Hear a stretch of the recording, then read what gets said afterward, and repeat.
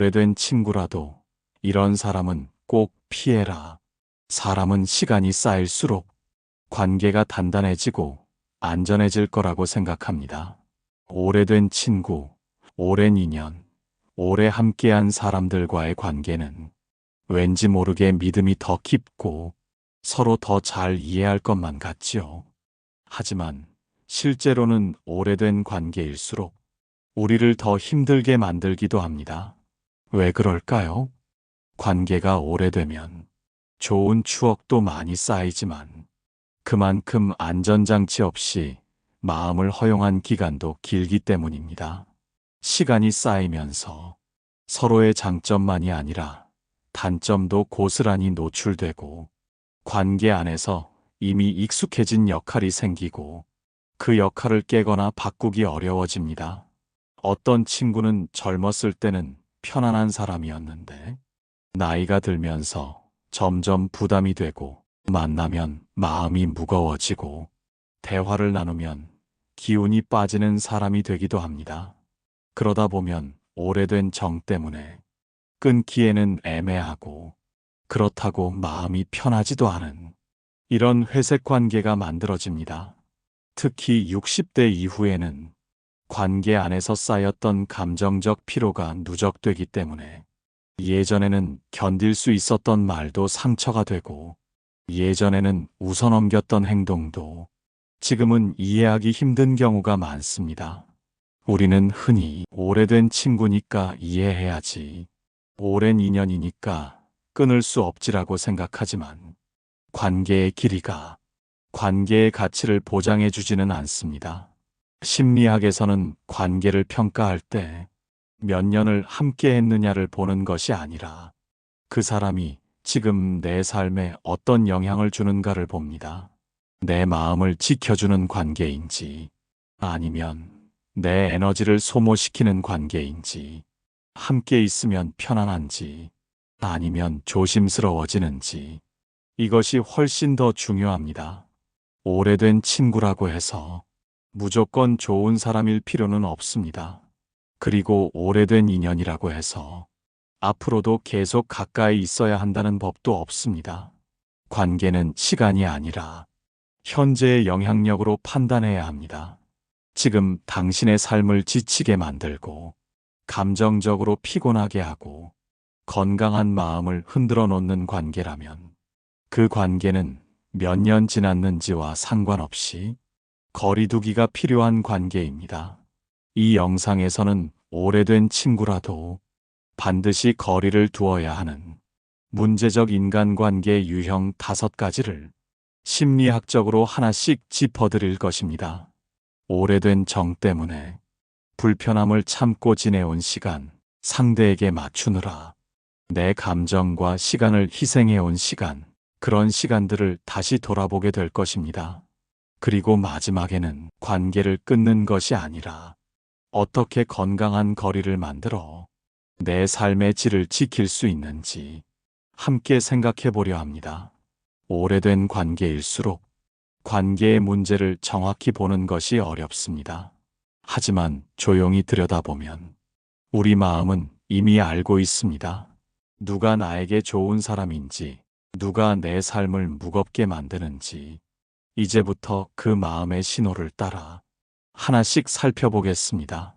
1부, 당신을 죄책감으로 다루는 사람. 관계를 가장 조용하게 병들게 만드는 사람은 소리치거나 대놓고 공격하는 사람이 아닙니다. 오히려 겉으로는 나쁜 사람처럼 보이지 않는데 항상 마음 한구석에 찝찝함과 죄책감을 남기고 가는 사람입니다. 이 유형의 사람은 보통 이렇게 말합니다. 내가 그래서 서운했다. 내가 너한테 얼마나 잘했는데. 옛날 같지 않다. 너 요즘 변했다. 말만 보면 큰 문제가 없어 보이지만 그 뒤에 숨은 메시지는 항상 같습니다. 내 감정은 내 책임이다. 이런 말은 표면적으로는 서운함을 표현하는 것 같지만 실제로는 상대의 마음을 죄책감으로 움직이려는 의도가 숨어 있습니다. 이런 관계에 오래 노출되면 특징이 생깁니다. 어떤 말을 해도 미안해지고 어떤 행동을 해도 부족하게 느껴지고 상대가 기분이 안 좋은 날이면 내가 뭘 잘못했나? 이런 생각이 자동으로 떠오릅니다. 가장 무서운 것은 이 패턴이 너무 오래 반복되면 상대의 감정을 내가 책임지는 것이 당연한 일처럼 느껴진다는 것입니다. 하지만 기억해야 합니다. 타인의 감정은 그의 책임이지 내 책임이 아닙니다. 감정 조작자들은 직접 부탁하지 않습니다. 직접 말하지 않고 돌려서 말하며 상대가 스스로 미안함을 느끼고 움직여주기를 기다립니다. 예를 들어, 옛날에는 네가 더 잘 챙겨줬잖아. 나는 너를 그렇게 생각하지 않았는데, 내가 바빠도 나 정도는 챙겨줘야지.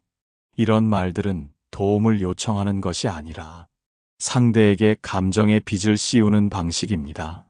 이 관계가 오래 지속되면 나는 늘 무언가에 갚아야 하는 사람처럼 느껴집니다.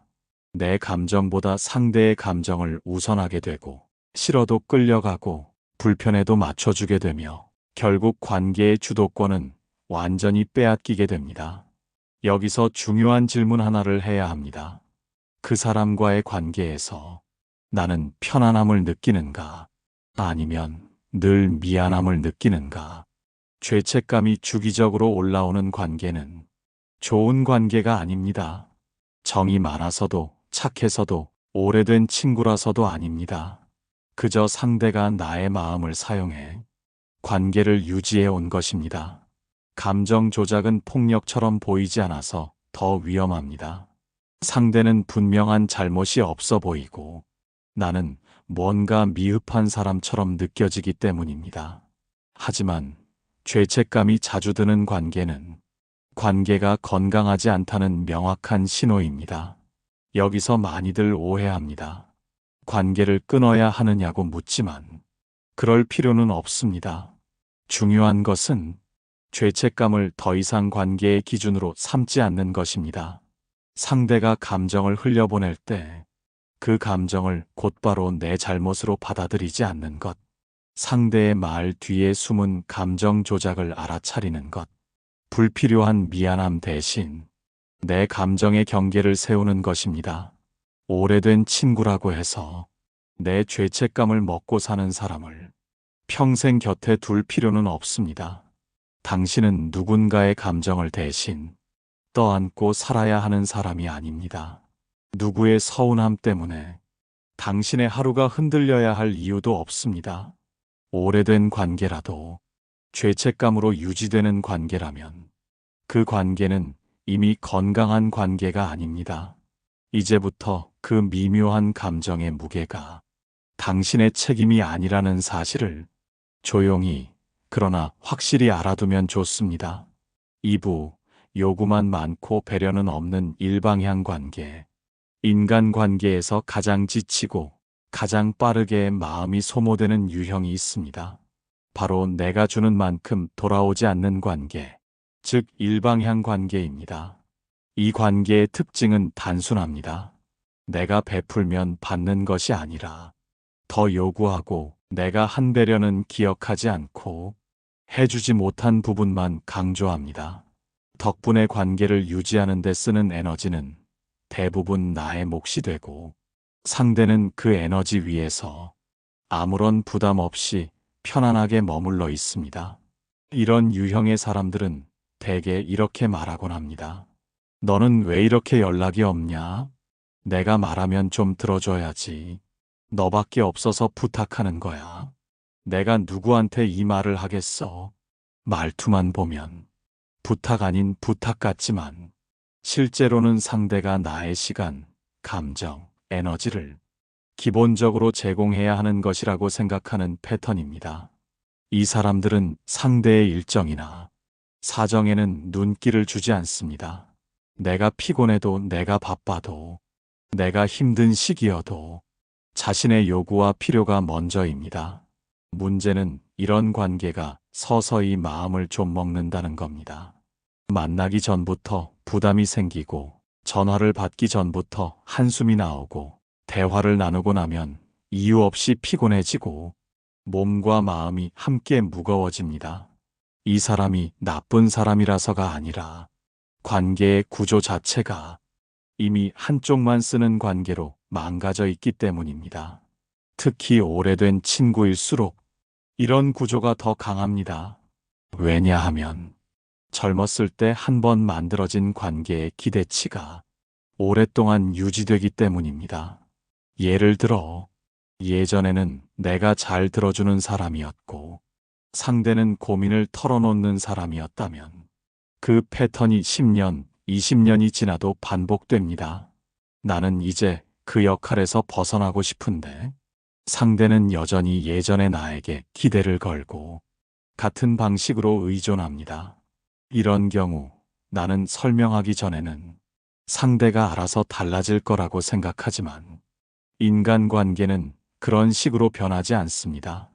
기대하는 역할이 바뀌기 전까지 상대는 내가 계속 들어주는 사람일 거라고 믿습니다. 오래된 친구가 사소한 부탁을 계속하고 내 사정은 무시하면서 너니까 말하는 거야 라고 할 때 그 말은 칭찬이 아닙니다. 오히려 내가 나에게 맞춰야 한다는 무언의 압박입니다. 이 관계의 본질을 알아차리면 나의 마음이 왜 이렇게 지쳐왔는지 명확해집니다. 일방향 관계는 두 가지 신호를 보냅니다. 첫째, 내가 계속 애쓰는데 상대는 그 애씀을 기본값으로 여긴다. 둘째, 상대는 자신의 요구를 줄이지 않고 내 감정에 관심을 기울이지 않는다. 관계가 이런 방향으로 흘러가면 그 관계는 이미 건강하지 않습니다. 여기서 중요한 점은 내가 너무 착하거나 희생적이라서 이런 관계가 된 것이 아니라는 사실입니다. 많은 사람들은 상대가 내 배려에 익숙해지고 그 익숙함이 기대가 되고 그 기대가 요구가 되는 과정을 스스로 알아차리지 못합니다. 문제는 이 과정이 너무 서서히 진행되어 마음이 소모되는 시점쯤 되어서야 비로소 관계가 기울어졌다는 사실을 깨닫게 된다는 겁니다. 이런 관계에서 벗어나는 첫 단계는 상대에게 맞추지 않기로 마음먹는 것입니다. 상대의 요구를 바로 들어주지 않고 내 일정, 내 상태, 내 감정을 우선하는 것. 이것이 단단한 경계를 세우는 시작입니다. 오래된 인연이라고 해도 항상 나만 주는 관계라면 더 이상 그 인연은 나에게 좋은 영향을 주는 관계가 아닙니다. 관계는 서로에게 편안함을 주고 서로의 삶에 여유를 더해주는 것이어야 합니다. 그 반대라면 그것이 아무리 오랜 친구라도 그 관계는 조심해야 할 관계입니다. 3부, 늘 부정적이고 에너지를 고갈시키는 사람. 사람을 만났는데 돌아오는 길에 기운이 빠지고 아무 말 없이 집에 오자마자 한숨이 나오고 괜히 몸이 무겁고 마음이 지치는 순간이 있습니다. 이들은 겉으로 보기에는 큰 문제를 일으키지 않습니다. 싸움을 걸지도 않고 나를 직접 공격하지도 않습니다. 오히려 평범하고 소박해 보이기도 합니다. 하지만 함께 있는 시간 동안 상대의 에너지를 서서히 빨아들이듯 고갈시키는 특징이 있습니다. 이들의 공통점은 부정성의 반복입니다. 이 사람들과 있으면 대화의 방향이 늘 어둡고 한숨과 걱정이 기본 배경이 되고 스스로의 삶에 대한 불만을 쏟아내곤 합니다. 처음에는 힘든가 보다. 기운을 내게 해줘야지. 이렇게 생각하며 도와주려고 합니다. 하지만 시간이 지나면 깨닫게 됩니다. 이 사람은 문제를 해결하려는 의지가 있는 것이 아니라 부정적인 감정 그 자체를 관계의 중심으로 삼고 있다는 사실을, 그리고 상대가 무엇을 말하든 그 부정성은 좀처럼 사라지지 않습니다. 예를 들어 대화를 나누면 다음과 같은 패턴이 있습니다. 어떤 제안을 해도 그래도 하지만 그게 쉽나? 이런 말이 반드시 따라붙고 조금 좋은 일이 생겨도 곧바로 이런 건 오래 못 가. 내가 그런 운이 있나? 이렇게 스스로 기쁨을 꺾어버립니다. 문제는 이 감정이 전염된다는 것입니다. 오래된 친구일수록 이 전염은 더 강해집니다. 오래 알고 지낸 사이이기 때문에 경계가 느슨해져 있고 상대의 감정이 마음속 깊이 스며들기 때문입니다. 그래서 이들을 만나고 나면 이유 없이 마음이 가라앉고 평소와 다르게 불안해지고 하루가 괜히 무거워지는 것입니다. 더 큰 문제는 이 유형의 사람은 자신이 타인의 에너지를 소모시키고 있다는 사실을 전혀 모른다는 점입니다.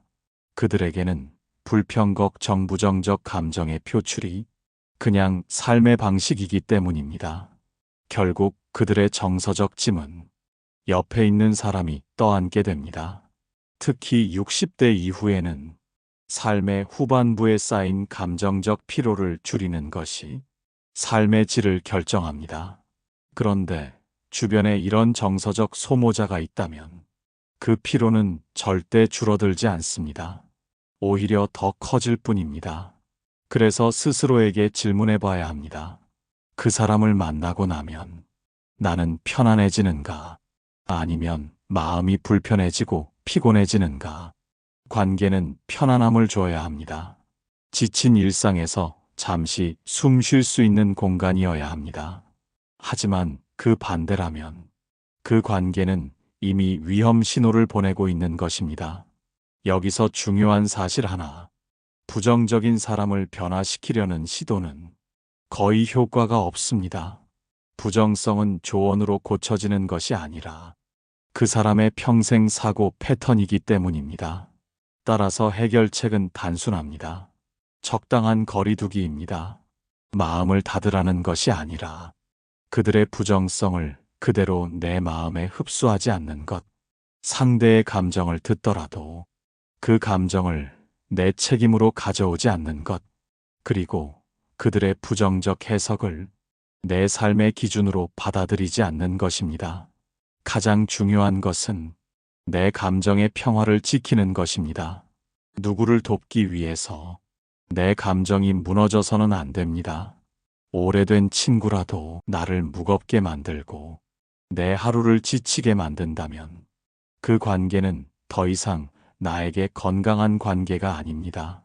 내 마음의 에너지를 지키는 것, 그것이 삶의 질을 지키는 일입니다.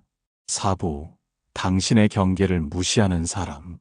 건강한 인간관계의 핵심은 서로의 경계를 존중하는 데 있습니다.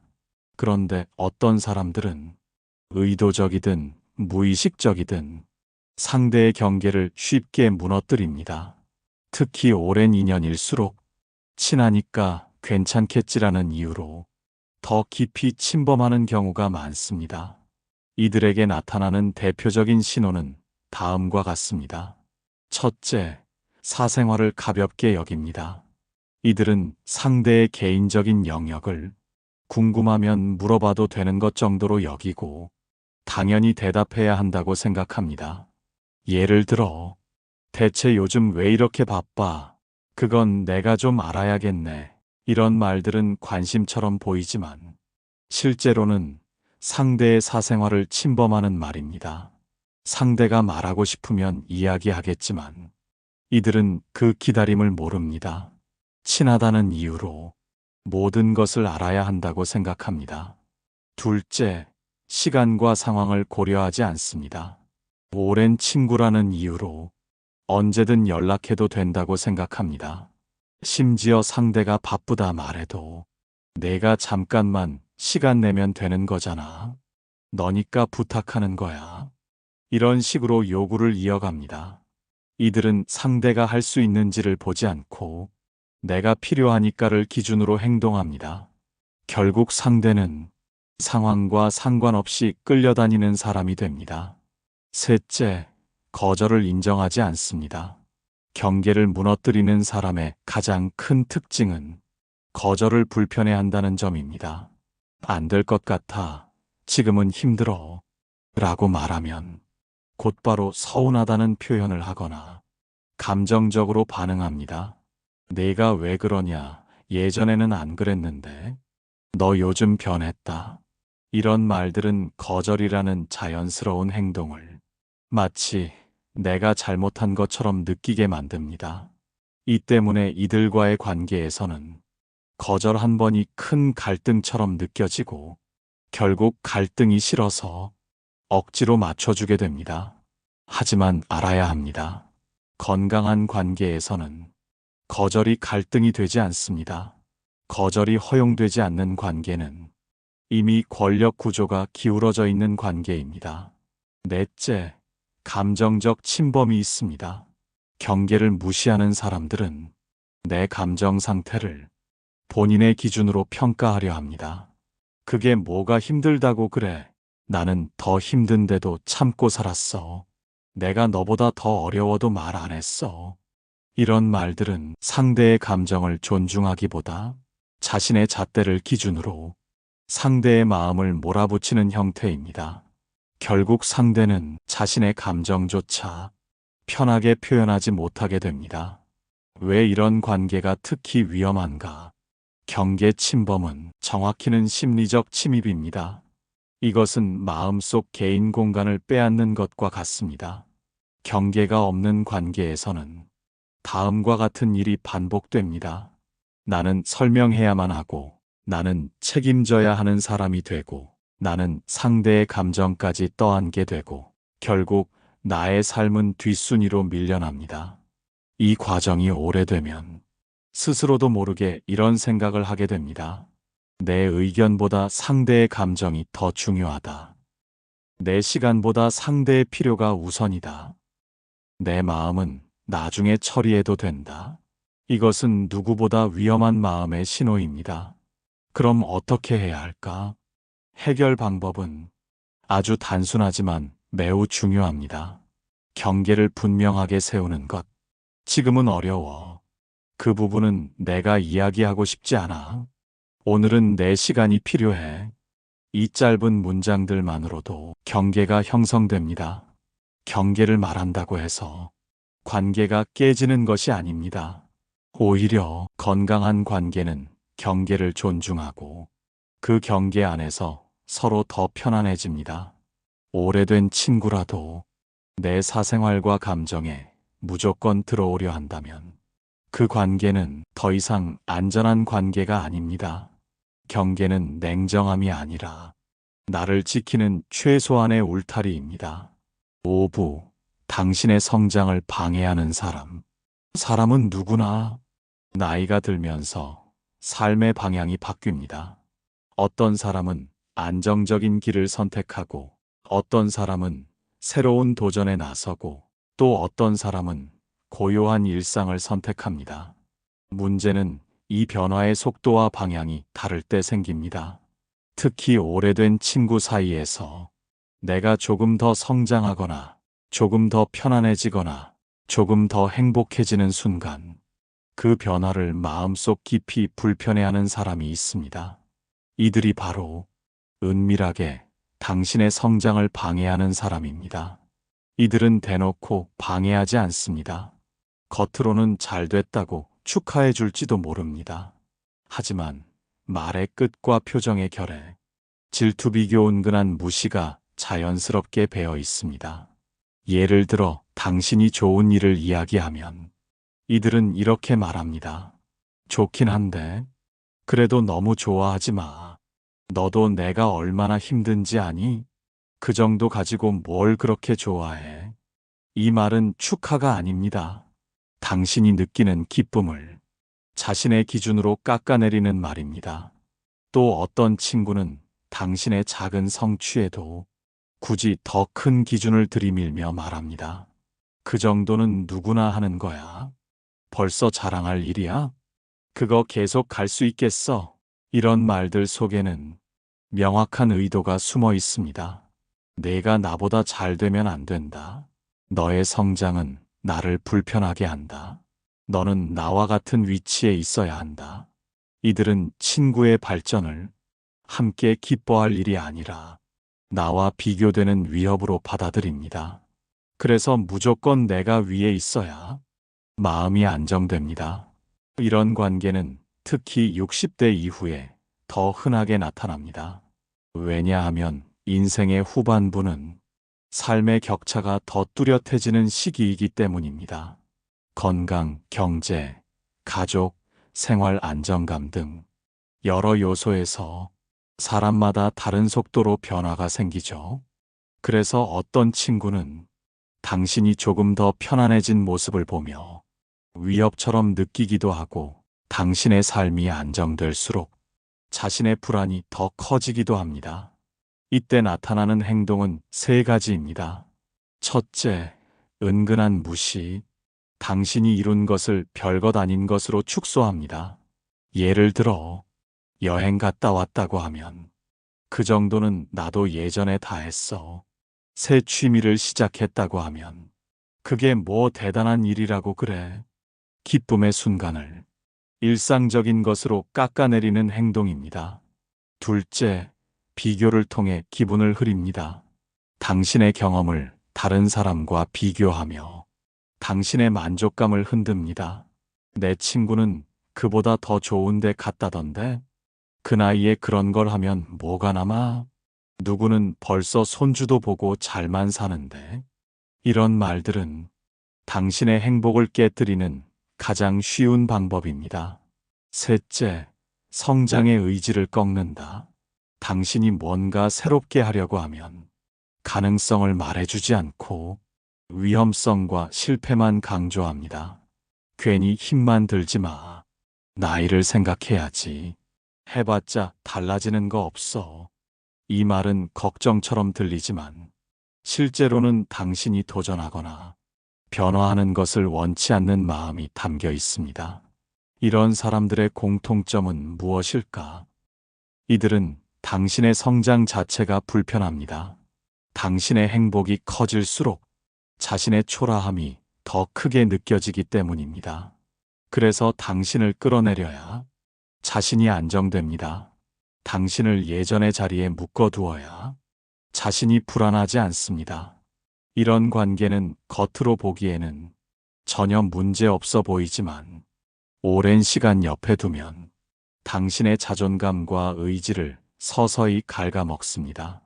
특히 조심해야 할 점은 이들은 절대 스스로 변하지 않는다는 것입니다. 왜냐하면 본인이 질투하고 있다는 사실을 절대 인정하지 않기 때문입니다. 그럼 어떻게 해야 할까? 가장 중요한 원칙은 기쁨을 나눌 사람과 고민을 나눌 사람을 구분하는 것입니다. 당신의 기쁨을 축하해주지 않는 사람에게 기쁨을 나눌 필요는 없습니다. 당신의 성장을 불편해하는 사람에게 꿈을 이야기할 이유도 없습니다. 그리고 무엇보다 중요한 것, 당신의 행복이 누군가에게 부담이 되어야 할 이유는 없습니다. 오래된 친구라도 당신의 성장을 축하하지 않고 당신의 인생을 불편하게 만든다면 그 관계는 더 이상 친구라는 이름에 머물 수 없습니다. 당신의 행복을 지키는 첫걸음은 당신의 성장을 불편해하는 사람을 마음의 중심에서 천천히 멀리하는 것입니다. 6부, 인간관계의 핵심 진실. 오래된 시간보다 중요한 단 한 가지. 우리는 살아오면서 관계를 평가할 때 가장 먼저 떠올리는 기준이 있습니다. 얼마나 오래 알고 지냈는가? 언제부터 친구였는가? 몇 년을 함께 했는가? 오래된 시간은 관계를 지켜주는 힘처럼 느껴지고, 오랜 인연은 쉽게 끊어서는 안 되는 것처럼 느껴집니다. 하지만 심리학에서 말하는 관계의 진짜 가치는 시간이 아닙니다. 현재 그 사람이 내 삶에 어떤 영향을 주는가, 단 하나에 의해 결정됩니다. 어떤 사람은 10년을 알고 지내도 매번 만날 때마다 힘이 빠지고 내 감정을 소모시키고 삶의 방향을 흐려놓습니다. 반대로 어떤 사람은 알게 된 지 1년밖에 되지 않아도 편안함을 주고 마음을 지지해주고 내 삶의 숨통을 열어줍니다. 이 차이를 만드는 것은 시간이 아니라 관계의 질입니다. 관계의 질을 결정하는 요소는 크게 세 가지입니다. 첫째, 함께 있을 때 편안한가? 오래된 관계라도 늘 조심해야 하고, 언행을 맞춰야 하고, 상대의 눈치를 봐야 한다면 그 관계는 시간의 가치를 잃은 것입니다. 반대로 함께 있을 때 편안해지고, 말을 하지 않아도 어색하지 않고, 잠시 침묵해도 부담이 없다면 그 관계는 건강한 관계입니다. 편안함은 오래된 시간으로 만들어지는 것이 아니라 서로가 서로의 경계를 존중할 때 생깁니다. 둘째, 나의 삶에 힘을 주는가, 힘을 빼는가. 어떤 관계는 만나기만 해도 에너지가 생깁니다. 대화를 나누면 문제가 해결될 것 같은 기분이 들고 집으로 돌아가는 길이 가볍습니다. 반면 어떤 관계는 만나고 나면 늘 마음이 무겁고 불필요한 생각이 쌓이고 괜히 우울해지거나 지칩니다. 이것이 바로 관계의 질을 판단하는 가장 정확한 기준입니다.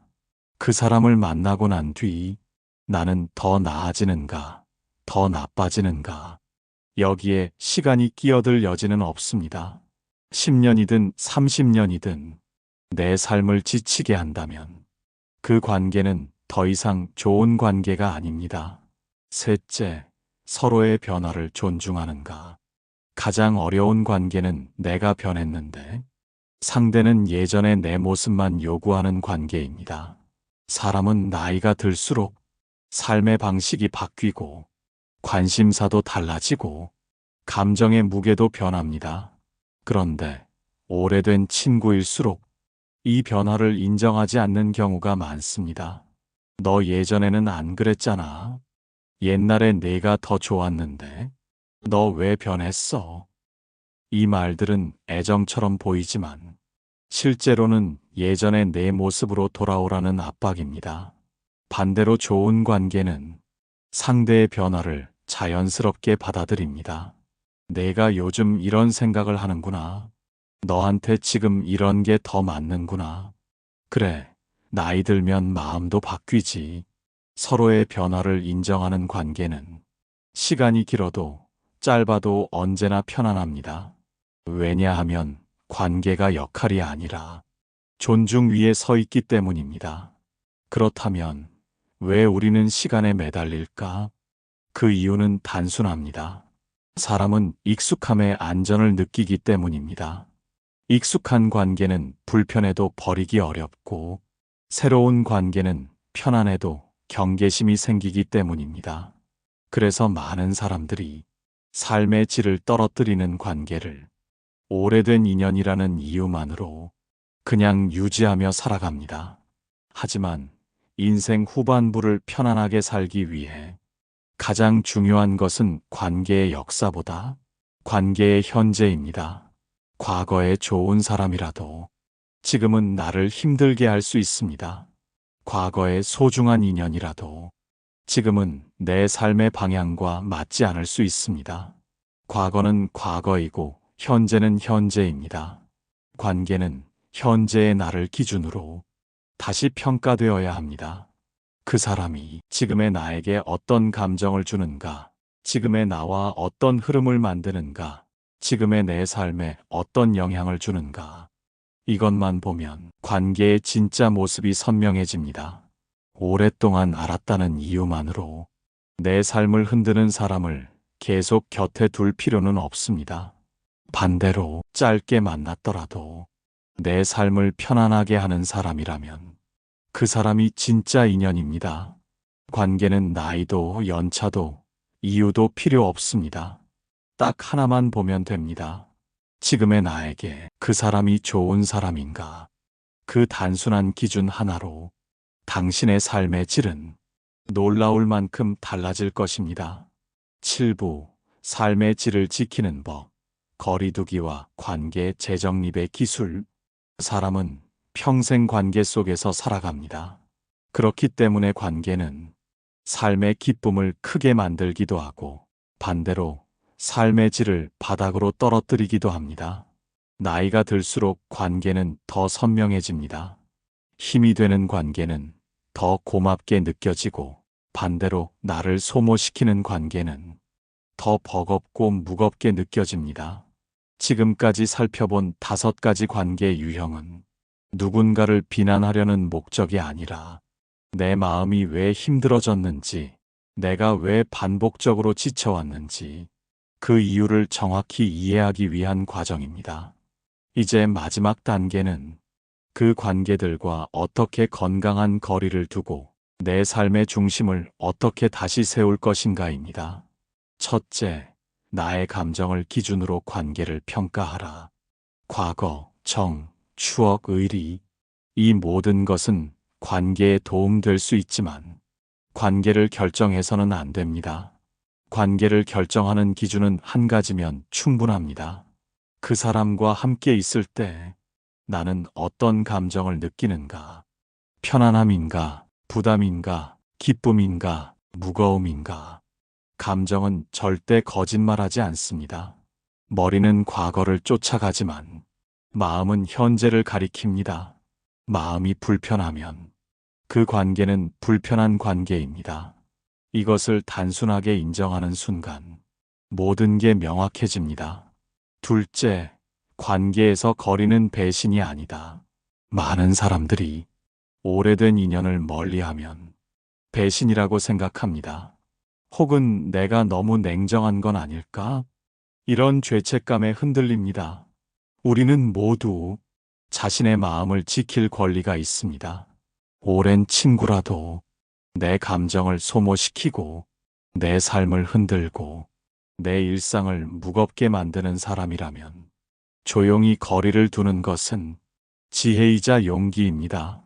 관계는 끊을 필요가 없습니다.